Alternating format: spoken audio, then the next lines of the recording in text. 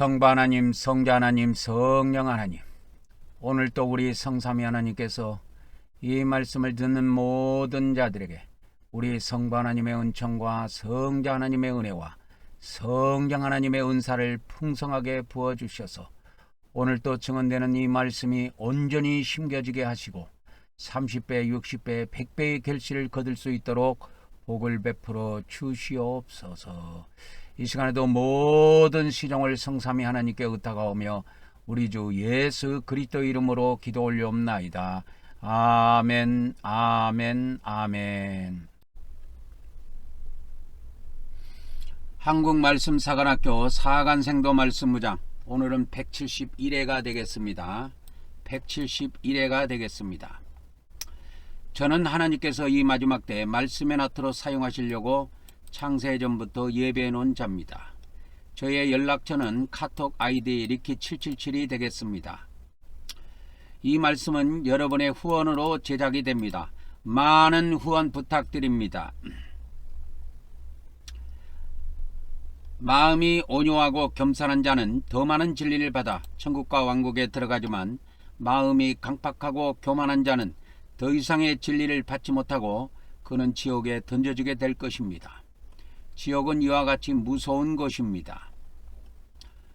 우리 기독교는 천주교를 포함해서 우리 기독교 개신교 안에는 칼빈주의와 구원론이 칼빈주의와 알미니안주의로 나눌 수가 있습니다. 이게 이제 기독교 구원론의 어떻게 보면 핵심이고, 천주교도 자체로 천주교의 구원론을 가지고 있습니다. 그래서 이 천주교의 구원론과 개신교의 구원론의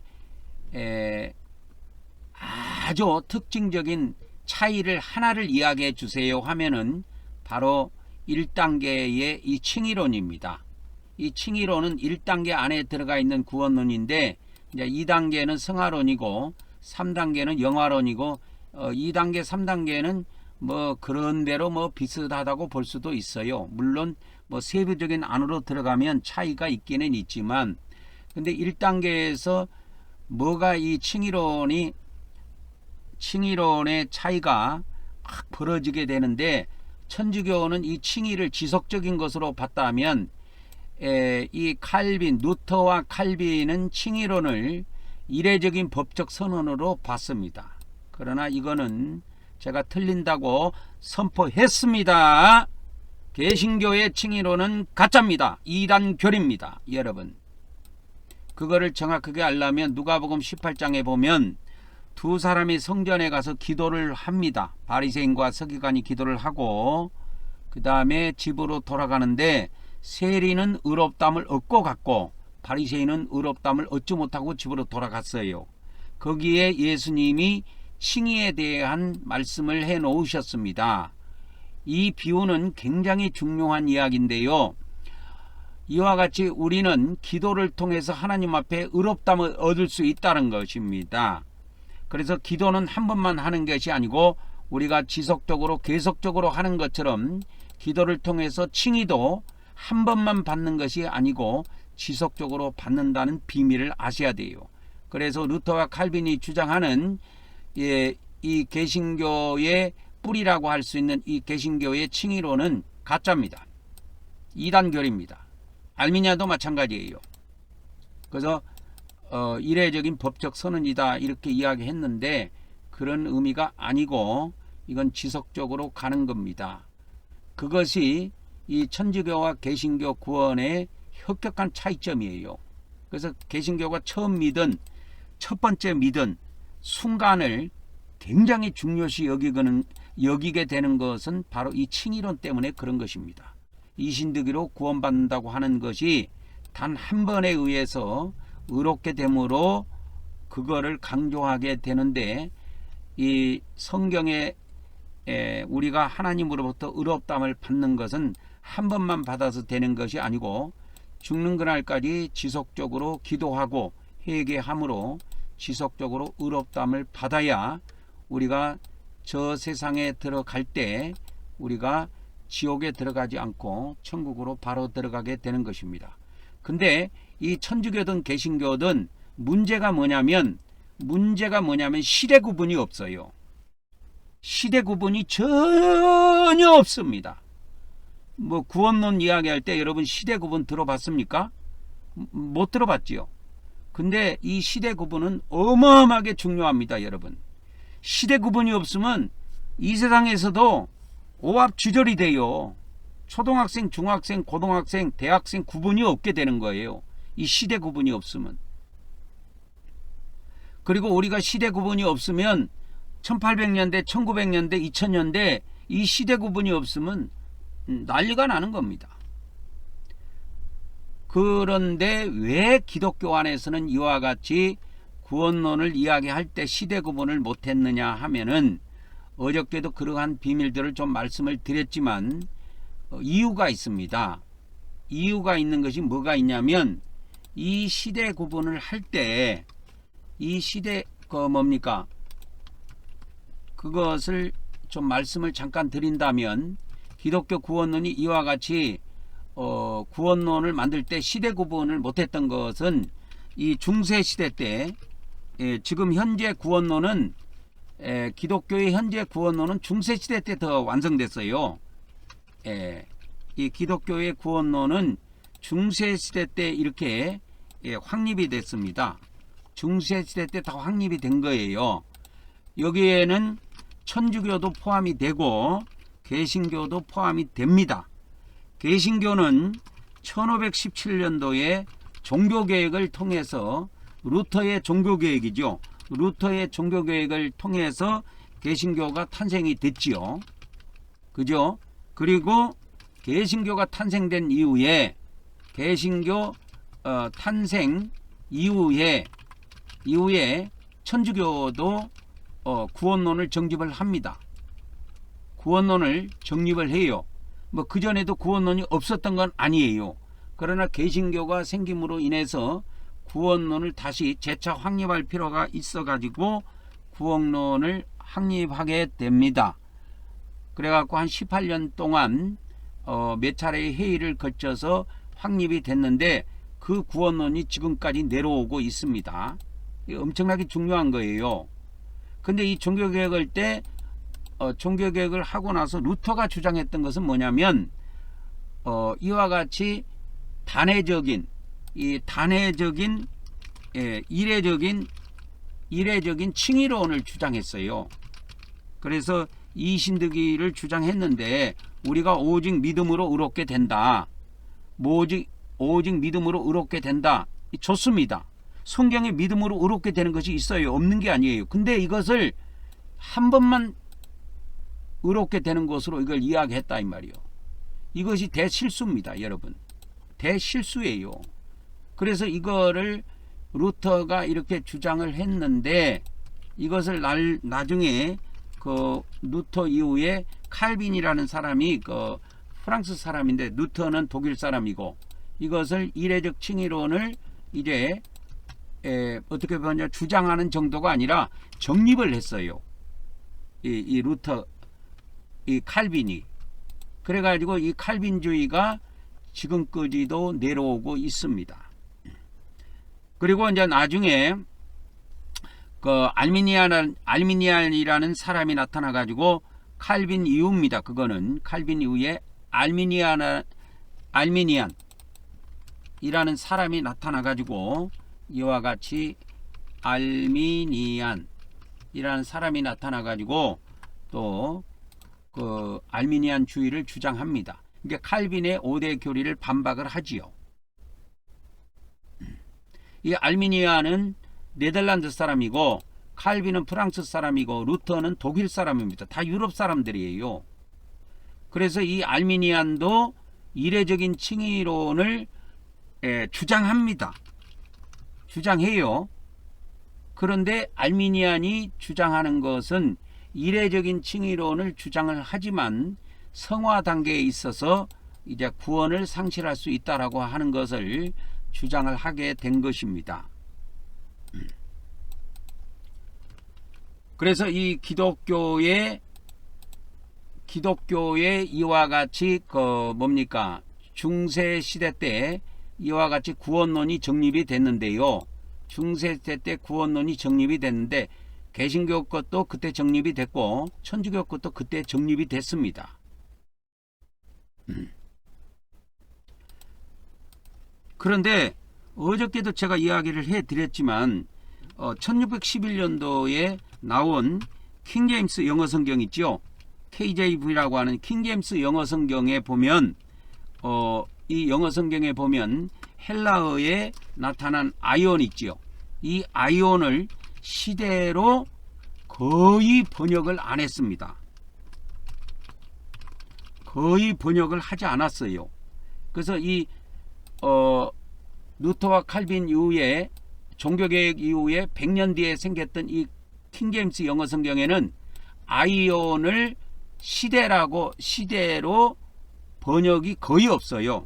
그래서 이해만 AG로 번역이 됐다고 그랬죠. 소문자로 해드릴게요. AG 이 시대로 번역이 됐다 이 말이에요. 시대 이해만 시대로 AG로 번역을 했습니다.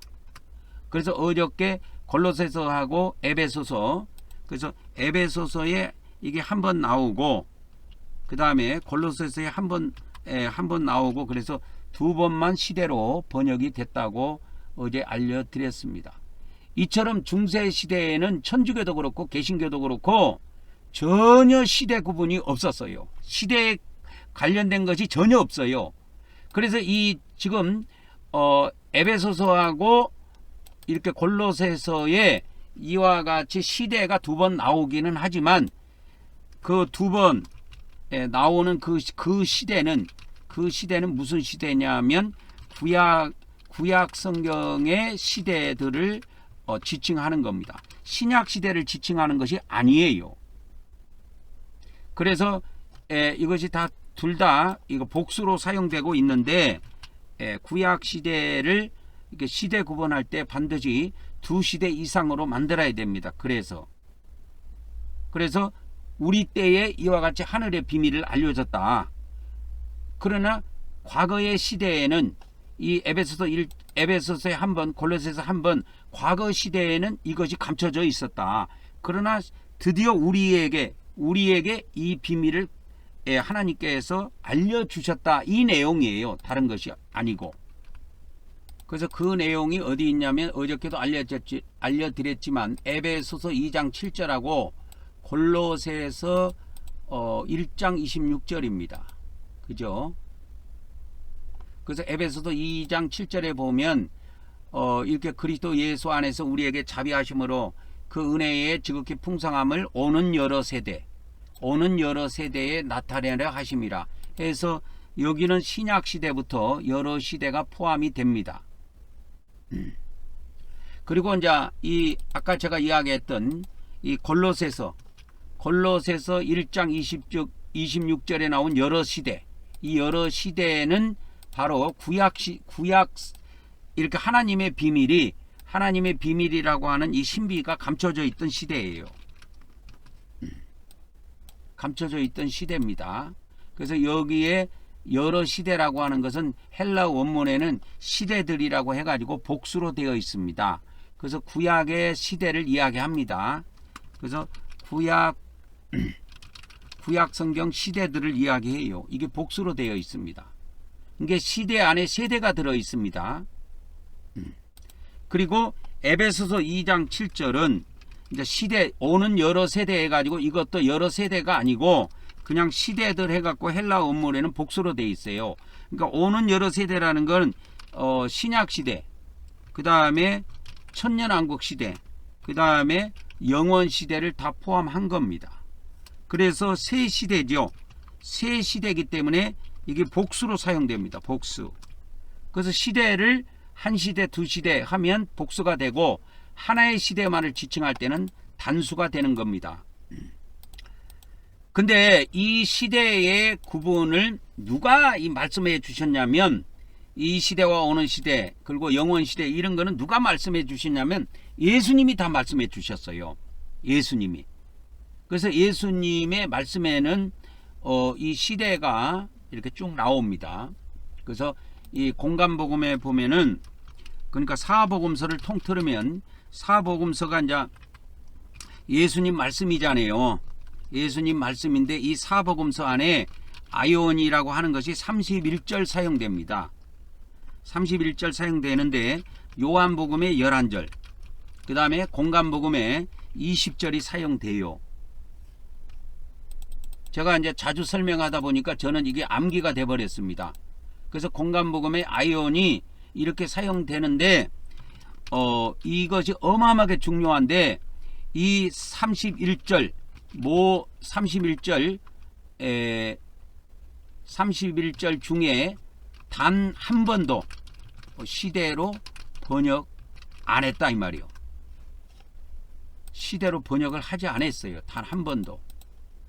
그래서 세상 뭐 이렇게 번역이 되어 있습니다. 세상. 아이온이 주로 세상으로 번역을 해놨어요. 그러나 세상을 나타내는 단어는 따로 있습니다.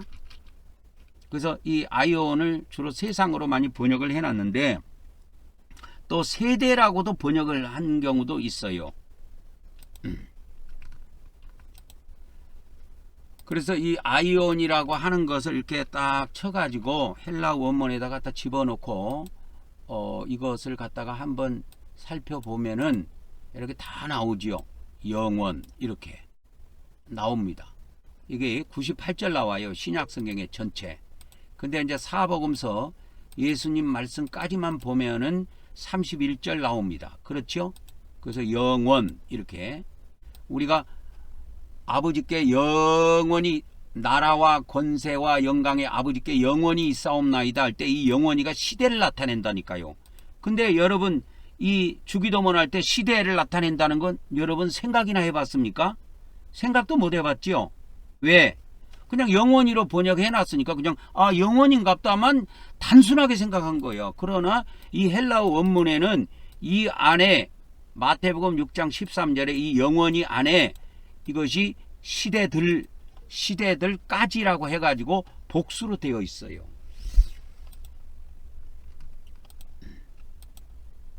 복수로 되어 있습니다.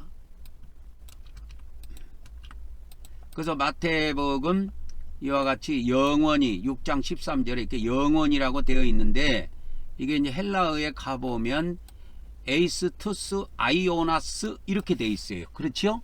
에이스투스 아이오나스. 아이오나스는 뭐냐면 이게 뭐예요? 복수지요. 남성 복수입니다. 아이오나는 저기 남성이에요. 아이온은 이 단어 자체가 남성으로 표현됩니다. 남성으로 표현돼요. 그리고 이제 영광 해가지고 그 영광이라는 것은 여성으로 표현되고 그래서 헬라어에는 단어마다 성이 있습니다. 남성, 중성, 여성 이래갖고 성이 있어요. 근데 아이온이라고 하는 이 시대를 나타내는 아이온은 이게 남성이에요. 그래서 아이오나스 하면 남성 복수 목적격입니다. 이게. 그래서 이 에이스 뒤에는 반드시 목적격만 와요. 이 에이스라고 하는 전치사 뒤에는 그게 헬라어 문법입니다. 그래서 이 에이스 뒤에 그러니까 이 목적격만을 취하는 것이 헬라어의 단어에 몇 개 없어요. 에이스하고 아난가 해갖고 몇 개가 안 됩니다. 이게. 그래서 이것을 그대로 문자 그대로 해석해 주냐면 투스 이런 뜻입니다. 아이오나스 시대들 그 시대들 에이스 그 시대들까지 에이스는 까지로 번역해도 되고 그 시대에 이르도록 이렇게 번역해도 돼요.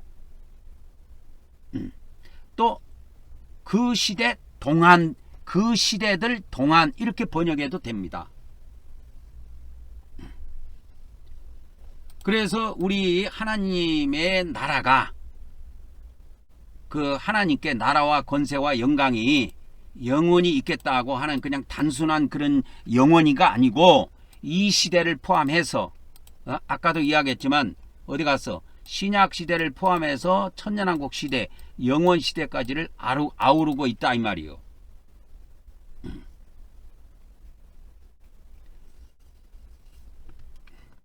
그런 의미를 가지고 있습니다. 그런데 이와 같이 예수님의 말씀에 31절이나 되는 시대를 나타내는 아이온이라는 단어를 이 전체 다 우리나라 성경이든 영어 성경이든 이걸 다 죽여놔 버렸어요. 그래서 킹제임스 성경에도 이 사복음서에 아이온이 시대로 번역된 것이 단 한 번도 안 나옵니다. 한글 성경도 마찬가지고요. 그래서 이거를 이 아이온을 어떤 식으로 많이 번역을 했냐면 한글 성경입니다. 이 기독교 성경에 보면 이거를 세상으로 많이 번역했어요. 세상으로 주로 번역을 해놨더라고. 근데 이 세상이라는 단어는 따로 있어요. 세상이라는 단어는 헬라어의 코스모스라고 하는 단어가 따로 있습니다.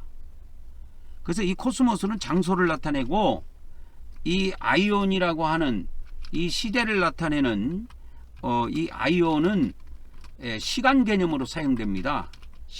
헬라어에서. 그리고 코스모스는 장소 개념으로 사용되고, 그러니까 장소 개념으로 내가 말을 했다면 반드시 코스모스를 써야 돼요. 그리고 시간 개념으로 말을 했다 하면, 어떤 말씀을 전할 때 시간 개념으로 말을 했다면 아이온이라는 단어를 써야 됩니다. 그래서 이 헬라어에 보면 시간 개념을 나타내는 단어가 한 6개 정도 되고 많이 있는데, 그 중에서 가장 긴 시간 단위, 이 아이온은 가장 긴 시간 단위를 말할 때 써요. 가장 긴 시간 단위를 나타낼 때 이 단어를 씁니다. 그래서 이거에 해당되는 가장 우리나라 말에 어울리는 말씀이 뭐가 있을까 했을 때, 언어가 뭐가 있을까, 단어가 뭐가 있을까 이렇게 생각했을 때 가장 어울리는 단어가 시대입니다. 그래서 또 각 시대 안에 각 세대가 존재합니다. 세대가 존재해요. 이 세대는 헬라어로 게네아라고 하는데, 이 게네아는 시대 안에 포함되어 있는 거예요. 그래서 MZ 시대 이래 안 하고 MZ 세대라고 그러죠. 30대 하면 이거 하나의 세대예요. 40대 이거 하나의 세대고, 50대 우리가 여론조사할 때 50대 이것도 세대입니다. 60대 하면 60대도 하나의 세대예요. 그런 식으로 표현하는 것을 헬라어로 게네아라고 그럽니다. 그리고 이 시대 안에 이 긴 시대를 나타낼 때 그거를 아이온이라 그래요. 그래서 이 구원론을 이야기할 때 이 시대 개념이 어마어마하게 중요한데, 한글 성경에도 이걸 다 없애버렸고 킹제임스 영어 성경에도 다 없애버렸습니다. 그러나 이제 최근에 이렇게 출판된 영어 성경, 그 LSV에 보면은 ASV 영어 성경 이게 있습니다. 여기다가 바이블이라고 해드릴게요. LSV 바이블 치면은 이게 인터넷에 치면 나와요. 그러면 이 PDF 파일을 다운받아 가지고 이거를 사용할 수가 있습니다. 그래서 제가 그걸 다운받아 가지고 이 LSV라고 하는 이거를 여기다 집어넣어 놨어요. 인터넷에서 다운받아 가지고.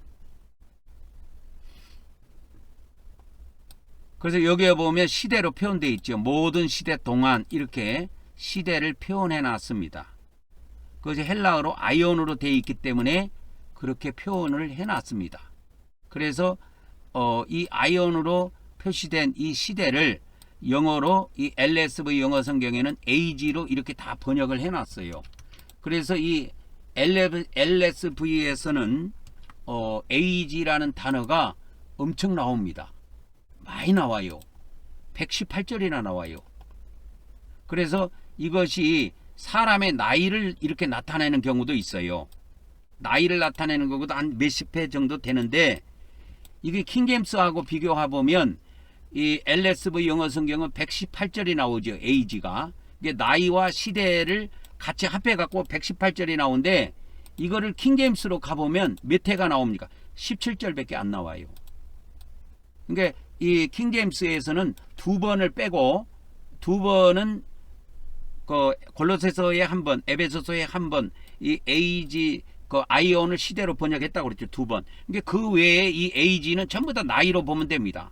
그녀의 늙은 나이, 그 다음에 12살 해가지고 이 나이로 보면 돼요.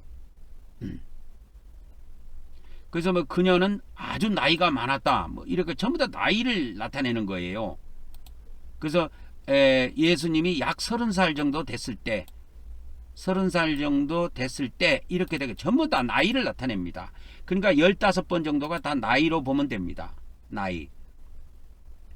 그러면 이제 15회 그러니까 이 킹제임스 영어 성경에 어디 갔어? 킹제임스 영어 성경에 이와 같이 두 번만 이렇게 킹제임스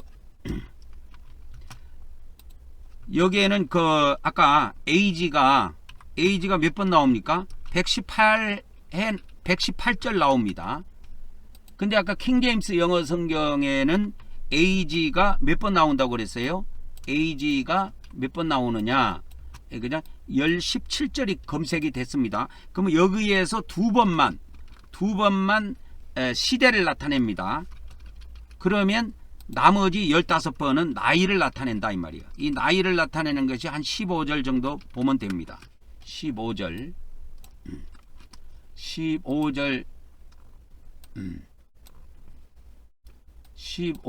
정도 보면 되는 거예요. 요거는 2절만 시대니까 15절. 거기서 이제 요 15절을 빼면은 118절에서 15절이 자 나이라고 봤을 때 빼면은 103절 정도는 전부 다 AG는 시대로 번역이 된 겁니다. 그만큼 이 LSV는 굉장히 번역이 원문에서 직접 번역했기 때문에 원문의 뜻을 거의 다 알 수가 있습니다, 여러분. 그래서 LSV를 아마존 같은 데 가서 한번 사세요. 아마존에 신청하면 한국에 한 달 안 걸려서 도착합니다.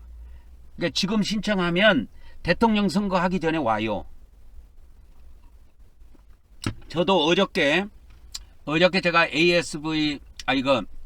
어저께 아마존에 다른 거 하나 신청해 놓은 거 있는데 이 영어 성경이 아니고 다른 물건 하나 신청해 놓은 거 있는데 5월 23일까지 보내주겠다고 그렇게 문자가 뜨더라고요. 이처럼 중세시대에는 천주교든 개신교든 중세시대는 천주교든 개신교든 전부 다 시대 구분이 없는 상태였습니다. 중세시대에는. 그래서 이런 상태에서 뭐가 만들어졌다? 구원론이 만들어졌다는 걸 알아야 돼요. 이 역사적인 팩트입니다, 여러분. 그래서 제가 아이언을 가지고 시대 구분을 이야기할 때 이런 것이 신학에서 가르쳐 주는 것이 아니기 때문에 아마 목회자들도 생소할 거예요. 그러나 끝까지 들은 사람은 보석을 발견합니다, 여러분. 성경의 비밀을 터득할 수가 있어요. 그래서 어저께도 말씀을 드렸지만은 이 신약 성경 뭡니까? 예수님 말씀 있잖아요. 이 예수님 말씀에 뭐가 있냐면 시대 구분이 있다니까. 예수님의 말씀에는 이 시대 구분이 정확하게 나온다 이 말이에요. 정확하게 나옵니다. 이 시대 구분이 예수님 말씀에만 정확하게 돼 있어요. 사도 바울 서신에도 이 시대 구분이 정확하게 돼 있지 않고 그냥 사도 바울은 주로 복수를 많이 쓰고 있어요. 그래서 아까 우리가 골로새서에 아까 여 위에 아까 골로새서 여기에 나오죠. 에베소서 2장 7절에도 보면 하나님의 그 은혜의 지극히 풍성함을 오는 여러 세대라고 돼 있는데 이게 시대들이라니까. 오는 시대들은 신약 시대, 천년왕국 시대, 영원 시대 이렇게 돼 있어요. 그래서 여기에 이 단어가 헬라어로 아이온을 쓰고 있다니까. 그래서 이 오는 시대를 우리가 신약 시대를 빼면은 천년왕국 시대와 영원 시대 두 시대를 이야기합니다. 신약 시대를 빼면.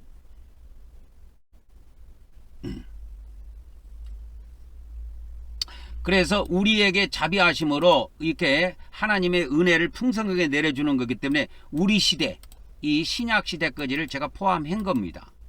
이거를 두 시대로 본다고 해도 두 시대만을 지칭한다고 말한다 할지라도 이것이 천년시대와 영원시대 두 시대이기 때문에 복수로 표현이 돼야 된다니까요. 왜? 이게 헬라 원문에 복수로 돼 있거든. 그래서 이 예수님의 말씀에는 이 시대 구분이 정확하게 나옵니다. 어떻게 나오냐? 이 시대와 어느 시대 이렇게 정확하게 나와요. 이게 어디에 나온다고 그랬어요? 마태복음 12장 32절. 이게 딱 외우고 있어야 돼요. 이 성경 기절은 엄청나게 중요한 성경 기절입니다, 여러분.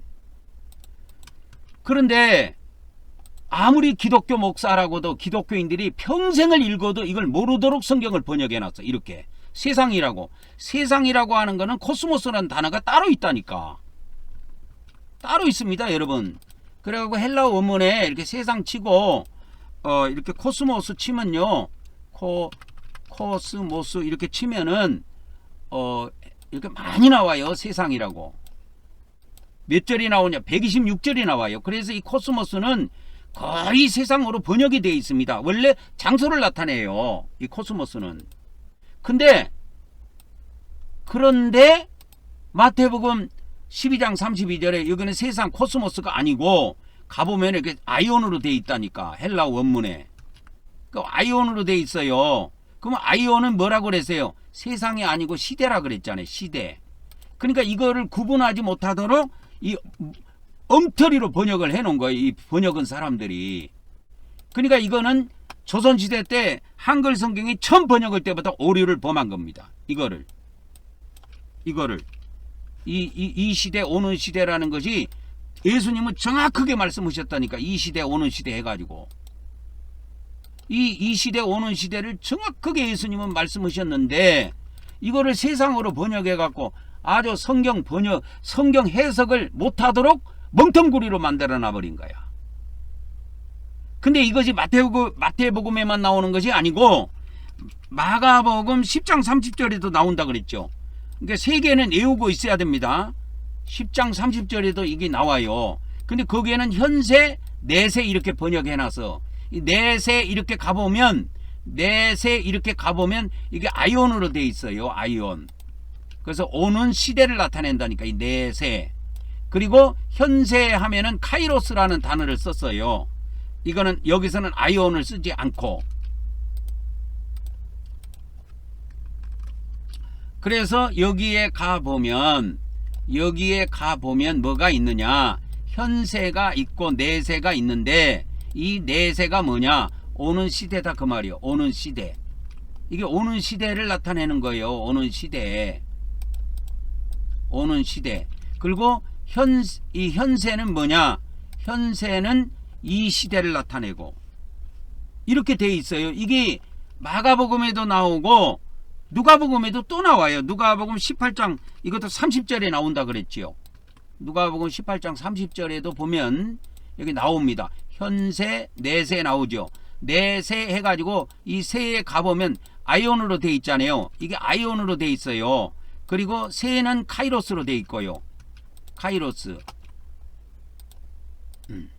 카이로스로 돼 있습니다. 카이로스는 정한 때를 나타낼 때 주로 많이 써요. 카이로스. 그래서 아이온으로 대체해도 됩니다. 그래서 여기 이 시대 할 때 이 시대를 예수님은 아이온으로 썼지요. 그죠? 아이온으로 썼지 않아요. 여기에서는 아이온으로 사용하셨다 이 말이요. 그래서 이거를 아이온으로 대체해도 상관없습니다. 이 내세에도 오는 시대를 나타내요. 오는 시대로 번역이 됩니다. 근데 이런 것들을 모르니까 킹제임스 성경에도 오는 세상 이렇게 번역했다니까. 오는 세상. 여 위에는 뭐요? 현 시대 이렇게 번역하고 밑에는 오는 세상 이렇게 번역한 거야. 그러면 마가복음 10장 30절도 한번 킹제임스에 어떻게 번역했는가 봅시다. 이 시대 이렇게 해놓고 오는 시대 이렇게 해야 되는데 오는 세상 이렇게 번역한 거예요. 왜? 이 사람이 오는 세상이 어떤 세상인지, 오는 시대가 천년왕국 시대라는 걸 전혀 모르는 상태에서 이게 번역이 된 거예요. 그래서 이 누가복음 13장 30절, 마가복음 10장 30절, 그 다음에 마태복음 12장 32절에 여기에 시대가 나온다니까. 이 시대와 오는 시대. 이게 아이언이에요. 아이언. 이 시대와 오는 시대. 이걸 뭘 나타내냐면 신약 시대와 천년왕국 시대를 나타내는 거예요. 이 시대는 공간복음에 나타난 시대예요. 공간복음이 두 시대로 구성이 되어 있습니다. 공간복음 시대가 두 시대로 구성이 되어 있어요. 이 공간복음 시대는 그래서 일시적인 시대인데 이 시대와 오는 시대예요.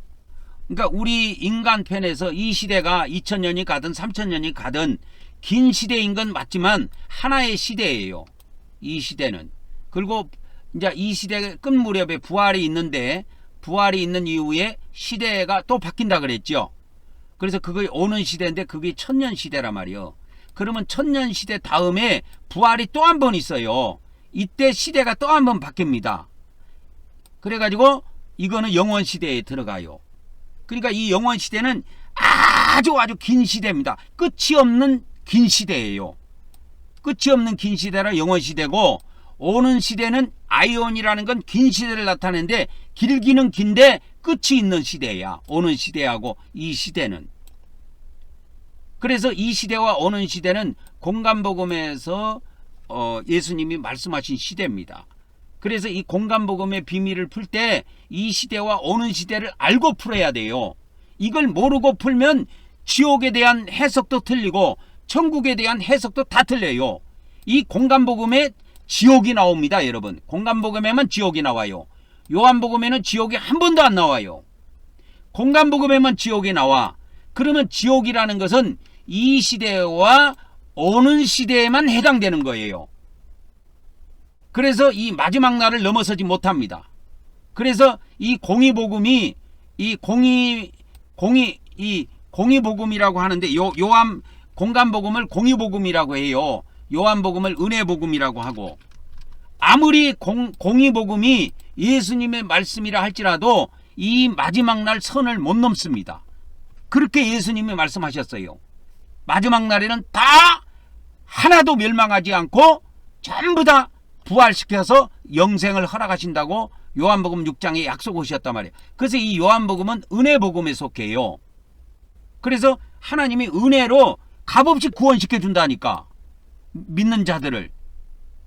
그래서 이렇게 구원을 하셔가지고 우리가 영원히 살도록 돼 있어요. 그것이 영원 시대입니다. 그러나 이 공간복음은 이 일시적인 시대만을 지칭하고 있는데 예수님이 이 시대와 오는 시대라고 정확하게 못 박아 줬습니다. 그것이 마태복음 12장 32절. 그래서 이 성령을 해방하는 것이, 성령을 거역하면 이 시대와 오는 시대에도 사함이 없다 했을 때, 에서 할 때 이게 헬라어에 n이라는 전치사를 썼어요. n이라는 전치사. n이라는 것은 어디 안에 이 뜻입니다. 이 시대 안에, 오는 시대 안에도 사함이 없는 겁니다. 뭐가? 성령 해방죄가. 그러니까 영원히를 넘어가지 못해요. 이 마지막 날을 넘어가지 못한다니까. 이 비밀을 모르기 때문에 기독교 목사들이 설교할 때 성령 해방죄를 범하면 영원히 사함을 못 받는다고 이야기합니다. 그거는 원어를 공부 안 하는, 한글 성경만 보고 설교하는 사람들이 하는 소리예요. 그건 원어 공부를 한 번도 안 해본, 진짜 그야말로 한글만 읽어본 목사가 하는 이야기야. 그거는. 그래서 이 성령 해방죄는 이 시대와 오는 시대에만 지옥에서 지옥 형벌을 받으면 됩니다. 영원히 받은 게 아니에요. 이 성령 해방죄라는 것은 믿는 사람들이 짓는 거예요. 특히 기독교 목사들이 이 죄를 많이 범합니다. 왜? 예를 들어서 성령님의 역사에 의해서 말씀을 전하는데 자기가 생각할 때는 저거 엉터리다 라고 해갖고 그 성령을 해방할 수가 있다니까. 성령을 거역하고 못 얻을 수가 있어요. 저 새끼 저거 이단이라고 하면서. 그러면은 그 말 한마디에 의해서 말로, 이렇게 성령 해방자는 이렇게 말로 범하는 죄입니다. 그래서 쉽게 범할 수 있어요. 쉽게 범하지만 지옥의 형벌은 두 시대에 받아야 됩니다. 두 시대. 그래서 이 시대가 2000년, 오는 시대가 1000년, 3000년 동안 이 성령 해방죄의 죄값을 갚아야 돼요. 근데 이 똑같은 죄를 마가복음 3장 29절에도 이야기했어요. 예수님이. 똑같은 죄를. 마가복음 3장 29절에도 말씀했단 말이에요. 이게 영원히 나와. 그래서 성령을 못 얻은 자, 성령을 해방한 자는 영원히 사함을 받지 못한다 해갖고 영원히가 여기 나와. 영원히. 이게 뭐냐? 영원히가 아니고 영원히 나오죠. 그럼 영원에 뭐가 들어가 있어요? 아이온이 들어가 있다는 거예요. 시대가. 이게 영원히가 아니에요. 아이온이에요. 아이온. 아이온으로 돼 있다니까 이게. 그러면 이거를 갖다가 이제 설명을 해 드릴게요. 그러면 이 아이온에 쭉 가보면 헬라어 원문에 이렇게 어떻게 나오냐? 에이스톤 아이오나 이렇게 나와요. 그 영원히가 이 밑에 영원히라고 하는 이것이 있는데 이 영원히가 어떤 의미를 갖고 있느냐? 영원히. 이 영원히가 어떻게 단어가 구성이 되어 있냐면 이렇게 되어 있어요. 에이스톤 아이오나 이렇게 되어 있습니다. 그러니까 그 시대까지 이렇게 되어 있어요. 해석이. 그 시대까지 이렇게 해석하면 됩니다. 그러니까 이 그 시대가 뭐냐? 바로 이 시대요. 그 시대까지. 이것만 단수로 쓴 겁니다. 이거 그 시대에 갖고 단수를 썼어요.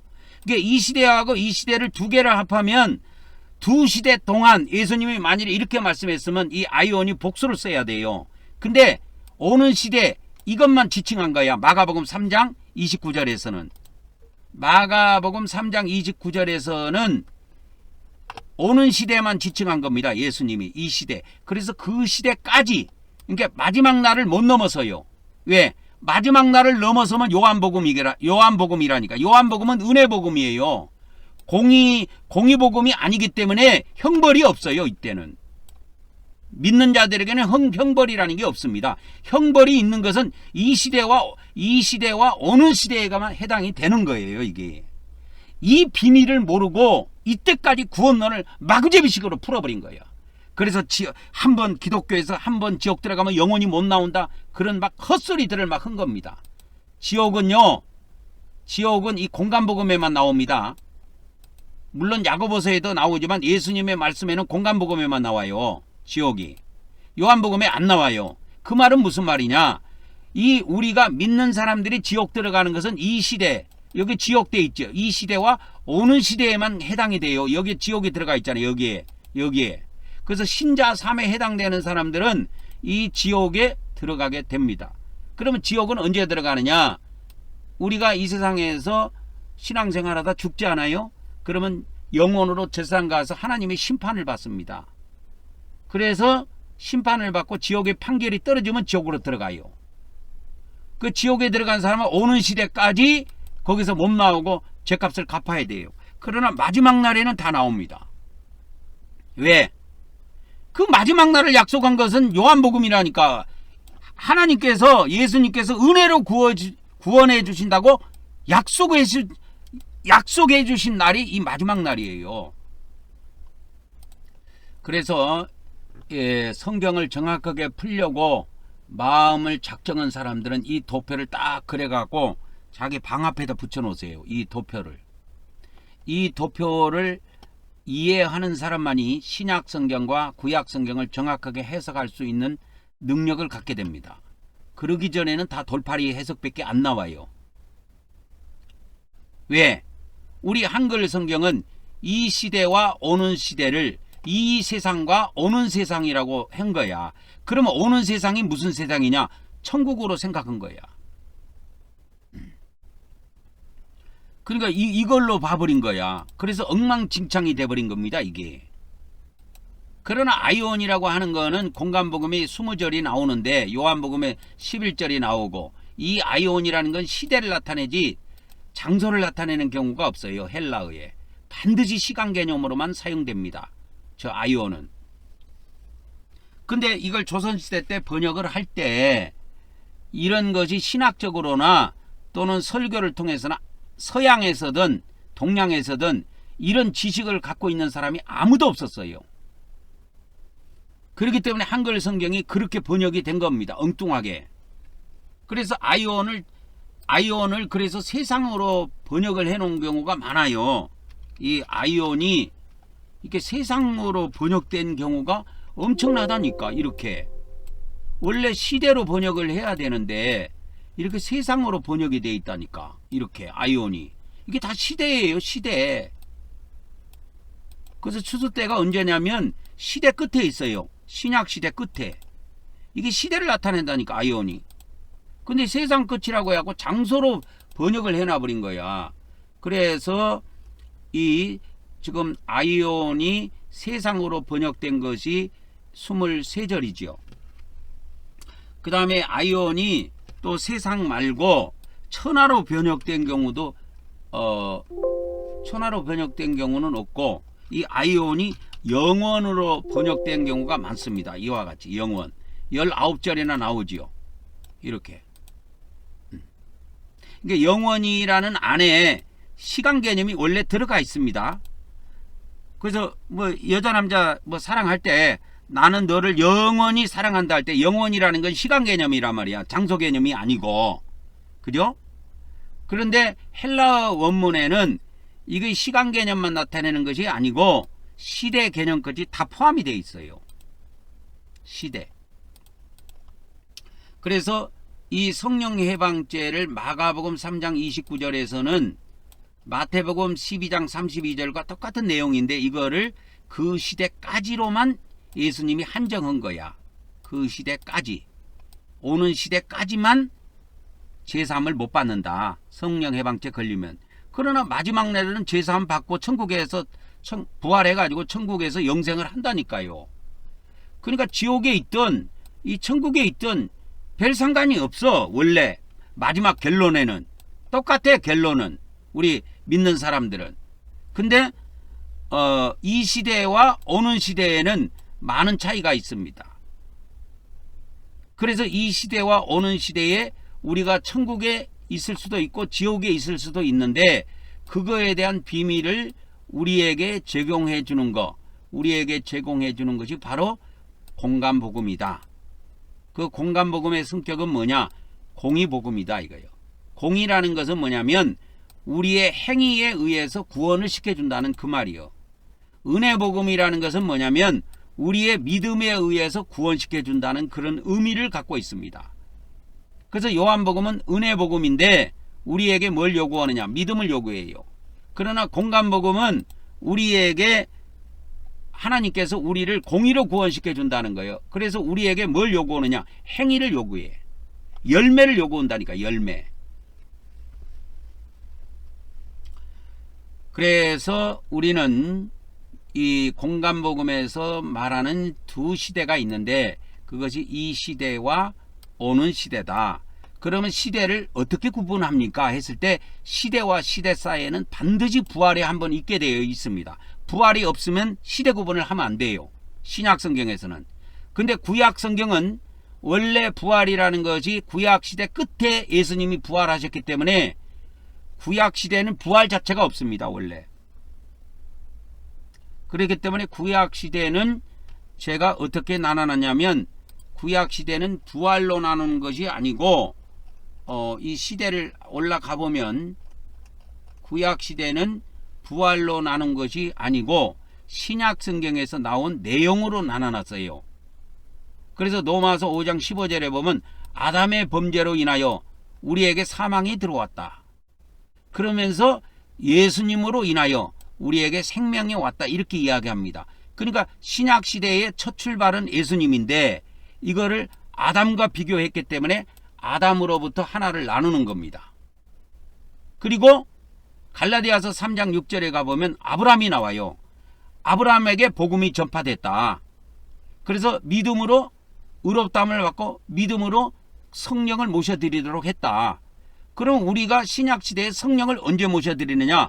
예수님이 처음 초림하셔가지고 부활승천하시고 성령을 내려보내 주셨다 이 말이요. 그래서 예수님의 초림과 같은 그것을 나누려면 아브라함을 이렇게 나누는 거예요.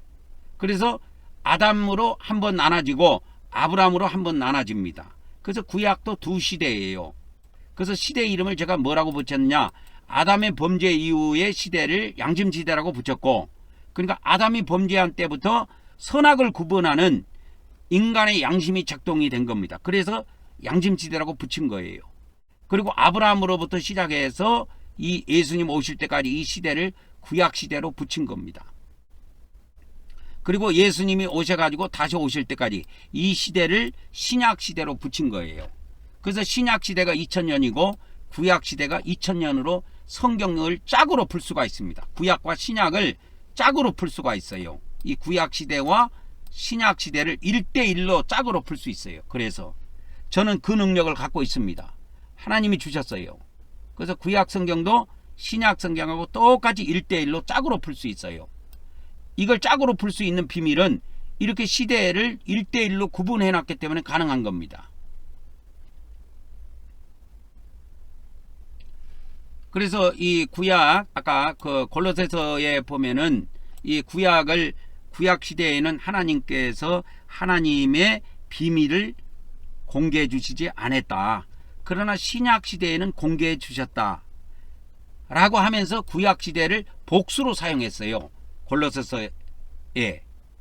그래서 구약 시대가 최소 사도 바울 서신에 보면 복수로 표현되고 있기 때문에 구약 시대가 최소 복수가 되려면 2시대 이상이 돼야 돼요. 그래서 이렇게 복수로 제가 표현을 한 겁니다. 물론 아담 범죄 이전에 창조 시대가 있어요. 이 창조 시대가 있기는 있습니다. 근데 이 창조 시대는 예수님이 신약 성경에 보면 예수님도 이 말씀을 하셨고 바울 서신에도 이 창세라는 말이 많이 나옵니다. 그래서 창세 전 창세 후 이런 말이 나오는데 세상 창조 이전이 영원 시대고 세상 창조 이후가 창조 시대예요.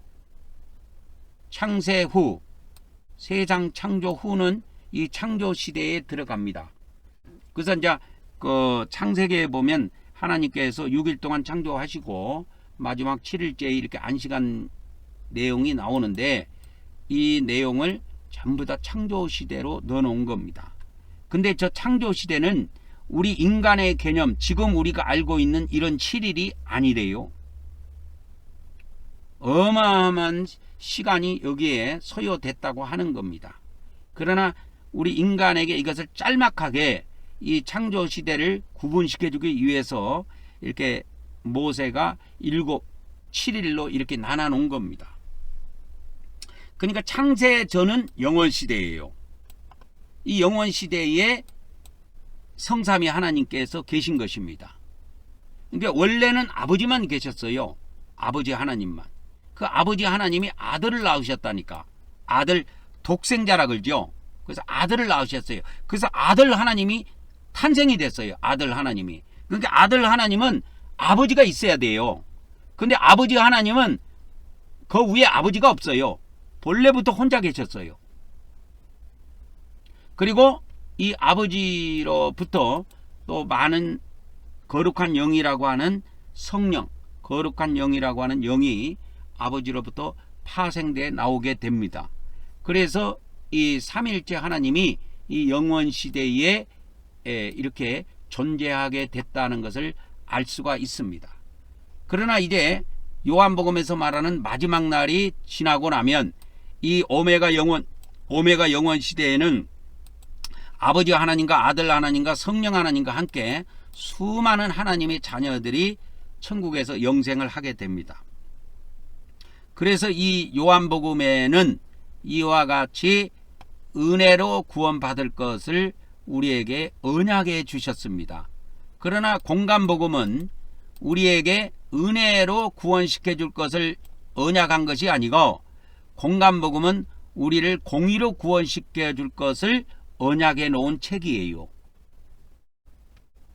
그래서 간단한 것을 예를 하나 든다면 마태복음 19장 17절에 보면은 어떤 말씀이 있냐면 생명에 들어가려면 계명들을 지키라 이렇게 나와요. 예수님을 믿어라 이렇게 안 나옵니다. 여기서 생명이라는 건 생명의 나라, 천국을 이야기해요. 그래서 천국 하나님의 나라에 들어가려면 계명을 지켜야 된다. 그래서 아버지 뜻대로 계명을 지키는 자, 아버지 뜻대로 계명들을 지키는 자가 천국에 들어간다 이 말이요. 이렇게 되어 있습니다. 공간복음은. 공간복음은 그렇게 되어 있어요. 그 생명에 못 들어가면 어디에 들어가느냐? 사망에 들어가는 거예요. 사망. 그러니까 사망에 들어가려면 계명들을 안 지키면 됩니다. 안 지키면 자동에 사망에 들어가. 이 사망이 어디냐? 지옥이에요. 그래서 우리는 이 비밀들을 잘 아시고 이 공간복음에서 예수님이 말씀하신 두 시대는 이 시대와 오는 시대가 있는데 이 시대와 오는 시대는 신약 시대와 왕국 시대를 이야기한다. 이 두 시대가 예수님께서 공간복음에 약속하신 시대입니다. 그래서 이 공간복음 안에만 지옥이 나오는데 지옥에 그러니까 신약 시대 때 죽어서 지옥에 들어가도 다음 시대인 오는 시대까지만 지옥에서 고통당하면 돼요. 마지막 날에는 부활해서 요한복음에 약속하신 대로 영원 시대에 이렇게 영생을 합니다. 영원 시대에 영생을 해요. 이것이 예수님의 약속입니다. 그래서 영원 시대, 오메가 영원 시대에는 하나님의 백성들이 성삼위 하나님과 영생을 누리는 시대고, 이 알파 영원 시대에는 성삼위 하나님만 계신 시대를 이야기합니다. 성경에서는.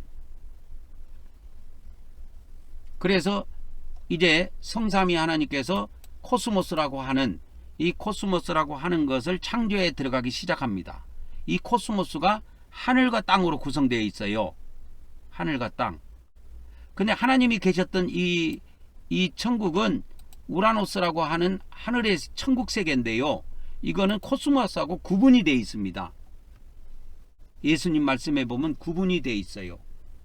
그래서 이 코스모스 세계는 바로 지구를 포함한 우주를 다 포함해서 코스모스라고 써요. 그래서 이 헬라어 사전에 이렇게 코스모스를 쳐보면, 코스모스라는 이렇게 단어를 쳐보면 이게 뭐가 나오냐면, 한번 찾아볼게요. 코스모스라는 단어가 나왔지요.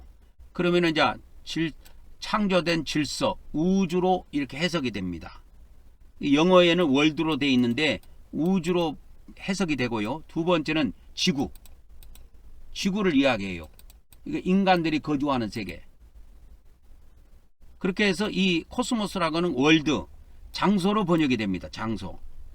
187회가 성경에 사용되는데요. 신약 성경에 186회가 킹제임스 성경에 이와 같이 월드, 세상으로 번역이 되어 있습니다. 그래서 이 코스모스는 지금 과학계에서 사용할 때는 우주라는 개념으로 사용합니다. 이 세상이라는 개념으로 사용이 안 돼요. 근데 예수님께서 이 코스모스를 말씀하셨을 때, 이 코스모스가 예수님께서 말씀하실 때는 지구를 포함한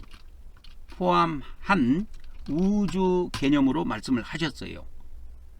그래서 지구는 세상이잖아요. 세상. 그래서 이 세상을 포함한 우주적인 개념으로 사용할 때 이 코스모스라는 단어를 씁니다.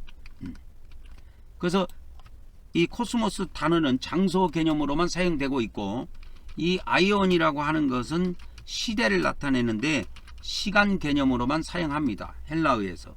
근데 아쉽게도 우리 개정 성경이든 영어 성경이든 이 아이온을 갖다가 이와 같이 세상으로 번역한 경우가 허다하다라는 것을 아셔야 합니다. 그래서 공간복음의 시대는 두 시대로 구성이 되어 있습니다. 아까도 이야기했지만 이 시대와 오는 시대로 구성이 되어 있고, 이 시대와 오는 시대가 두 시대를 합하면 복수가 되지만 이 시대는 영원 시대에 비하면 너무 짧기 때문에 일시적인 시대라고 제가 붙여놓은 겁니다. 그래서 지옥을 가든 영원히 지옥을 가든 천국에 있든 영원의 상태는 일시적인 거라는 걸 아셔야 돼요. 그래서 이 일시적 시대에 영혼이 존재한다. 일시적 시대에만 영혼이 존재합니다. 영혼. 우리 사람이 죽으면 영혼이 되잖아요. 영혼. 그걸 이야기하는 겁니다. 그러나 영원 시대가 되면 영혼의 존재로 살지 않아요. 부활체로 산다니까. 부활체. 그러면 영원 시대에는 뭐로 사느냐? 영원 시대에는 영혼이 아닌 부활체로 존재하게 됩니다. 그래서 우리가 이 시대에 죽게 되면 영혼으로 저 세상에 들어가요. 바로 부활하지 않습니다. 부활은 마지막 날에 하도록 되어 있습니다. 이 마지막 날에 하도록 되어 있어요. 이것이 요한복음에서 예수님이 약속하신 것입니다. 이 마지막 날에 하도록 되어 있어요. 물론 신약시대 끝에 예수님이 재림할 때 이때 부활이 한번 있기는 있습니다. 이거 먼저 된 자의 부활이라 그랬고 첫째 부활이 한번 있기는 있지만 요한복음에 약속한 부활은 마지막 날의 부활입니다. 이건 은혜로 받는 부활이에요. 그리고 이 신약시대 끝에 예수님 재림 때 있는 이 부활은 은혜로 받는 부활이 아니고 공의로 받는 부활이에요. 그래서 순교자에게 먼저 부활의 특권을 하나님께서 공의로 허락하시는 거예요. 은혜로 허락하시면 똑같은 날 부활해야 돼. 근데 이 예수님 재림 때 순교자들에게 먼저 된 자로서 공의로 부활을 시키기 때문에 이와 같이 순교자들, 특별히 하나님 나라를 위해서 순교한 자들에게만 그 부활의 특권을 준다 이 말이에요. 특권이라는 것은 공의에 의해서 이루어지는 거예요. 은혜에 의해서 이루어지는 게 아니고. 그러나 이 마지막 날 요한복음 6장에 약속하신 이 마지막 날에는 공의로 부활이 있는 것이 아니고 은혜로 부활이 일어나요. 그래서 불신자까지 다 부활합니다. 이때는. 신자들도 다 부활하고 불신자까지 다 부활을 합니다. 그래서 우리가 이 공간복음을 통해서 우선 두 시대 개념을 잡아야 됩니다. 그래서 이 개정성경에 아이온이라고 치면은 98절이 나와요. 이 시대가. 그런데 이것이 거의 번역이 안 됐습니다. 그래서 마태복음에 이 시대와 오는 시대를 알려주는 것이 마태복음 12장 32절. 그래서 말로 성령을 거역하고 성령 해방죄를 지으면 이 시대와 오는 시대에 사함을 못 받습니다. 그래서 두 시대 동안 이 시대와 이 시대 두 시대 동안 지옥에 가서 고난을 당해야 돼요. 그래서 사후세계에 이 시대와 오는 시대 이 두 시대 동안 지옥에 가서 고난을 당해야 합니다. 그러나 마지막 날에는 부활을 해서 하나님의 왕국에서 영생을 누립니다. 영생을 누리게 되어 있어요. 그래서 이 지옥이라고 하는 거는 여기에도 표시가 되어 있지만 이 시대의 지옥에 들어간다고 할지라도 오는 시대까지만 지옥에서 고난을 당하다가 마지막 날에 하나님의 은혜로 부활을 해서 하나님의 왕국에서 영원 시대 동안 영생을 누린다는 것이 예수님의 약속입니다. 그래서 요한복음과 그래서 공간복음을 합하면 안 됩니다. 요한복음과 공간복음은 물과 기름 관계예요. 합해질 수가 없어요. 그래서 요한복음은 이와 같이 물이라고 본다면 공간복음은 기름과 같은 역할을 해요. 그래서 기름과 물은 섞이지 않은 것처럼 아무리 섞으려고 해도 섞이지 아니합니다. 그래서 섞이지 아니하니까 기독교에서 어떻게 이거를 활용하냐면 요한복음 말씀 가지고 공간복음을 쳐버려요. 요한복음 말씀 가지고 공간복음을 쳐버리고 그렇게 한다고. 그렇게 하면 안 됩니다. 그래서 우리는 이 시대에 대한 비밀을 정확하게 이해하셔야 된다.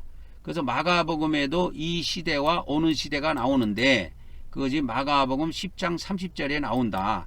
이 시대의 집과 형제나 자매나 어머니나 자식이나 전토를 벌인 사람들은 100배나 받고 오는 시대 천년왕국 시대에 영생을 누린다 이 말이에요. 천년왕국 시대에 천년의 복을 덤으로 누린다는 겁니다. 이건 요한복음의 영생이 아니에요. 또 누가복음 18장 30절에도 이 시대와 오는 시대가 나옵니다. 현세 내세로 번역되어 있는데 이것이 이 시대 오는 시대로 바꿔야 됩니다. 그래서 우리가 이 시대에 집이나 형제나 어머니나 자매나 아내를 버린 자들은 이 시대의 여러 배를 받고 오는 시대 천년왕국 시대에 이와 같이 천년의 축복을 누린다는 것을 예수님은 영생으로 표현해 놨어요. 이 영생이라는 것은 천년왕국의 축복을 이야기합니다. 그래서 천년왕국을 유업으로 누린다는 거예요. 천년의 영광을 누린다는 걸 예수님이 이렇게 표현해 놓은 겁니다. 그래서 이 영생이라는 단어가 이 공간복음에도 나오고 요한복음에도 나오는데, 요한복음의 영생은 영원시대에 누리는 것이고 이 공간복음에 나오는 영생은 이 왕국시대에 누리는 거예요. 이 새 땅에서. 이 새 땅에서 누리는 겁니다. 그 개념이 차이가 있다라는 것을 잘 아시고, 이 시대 개념을 정확하게 알 때 이 시대와 오는 시대와 영원 시대, 이 신약 성경에서 이야기하고 있는 공간복음과 요한복음의 세 시대를 이야기하고 있다.